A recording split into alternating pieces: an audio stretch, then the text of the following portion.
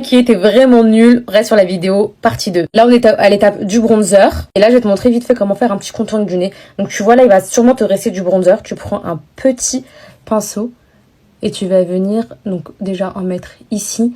Alors attendez, contouring du nez, c'est vraiment pour avoir un nez fin. J'ai pas compris pourquoi vous avez deux barres là visibles. À part attirer l'œil sur ton nez, je vois.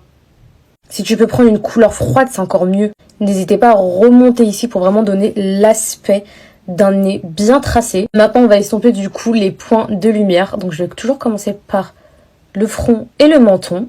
Toujours en tapotant, ça ne change pas. Et là, vu qu'on a mis du coup l'anti-cerne un peu plus clair, je vais vraiment le remonter au niveau du nez pour vraiment donner l'aspect d'un nez encore plus fin. Vous voyez la différence entre ce côté et ce côté, je sais pas. Et ensuite, pour délimiter à ce niveau-là, non, mettez pas un anti-cerne hyper clair. Vous avez vu votre Beauty Blender, on a étalé le fond de teint.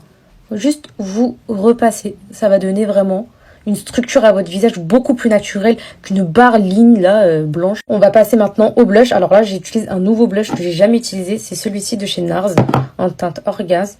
Donc je l'applique directement sur ma main et ensuite je vais venir directement l'appliquer. Voilà, toujours en tapotant, vous voyez.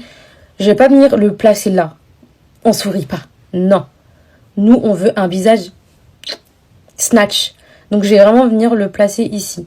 Moi, franchement, c'est la première fois que j'utilise ce blush et je le trouve trop joli. Et pour vraiment avoir aucune démarcation, je reprends toujours mon Beauty Blender et je passe un petit coup pour vraiment tout fondre entre les matières. En fait, il faut que ce soit harmonieux. Faut pas que vous ayez une tache de bronzer, une tache de blush, une tache d'anti-cerne. Non, faut que le tout se soit mixte, vous voyez.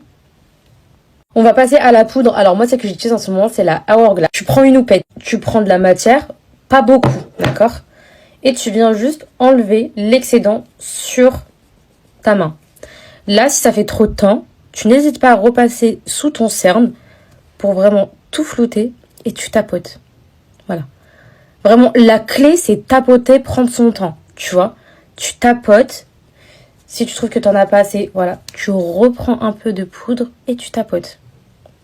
Je viens me fixer tout partout, d'accord, pour pas que ça bouge. Si après tu veux mettre un blush en poudre, un bronzer,